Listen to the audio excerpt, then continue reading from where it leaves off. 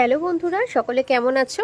তোমাদেরকে তো আমি এর আগে একদিন বলেইছিলাম যে আমাদের এখানে একটা হাট বসে সোমবারে, জায়গার নাম হপ্তা বাজার। সেখান থেকে আমি একটা পিস কিনেছিলাম গ্রিন কালারের ভেলভেটের। তো সেটাকেই আজকে আমি সেলাই করছি। তোমরা তো জানোই আমি একটু রিলস টিলস বানাতে ভালোবাসি, তো সেই জন্য এটাকে ঠিকঠাক মতন কাট করে সেলাই করে নিয়েছি। কিন্তু দুই একবার ভুল হয়েছিল, মানে ছোট বড় হয়েছিল, তো সেই জন্য আবার আরেকটু এটাকে সেলাই করে নিয়েছি।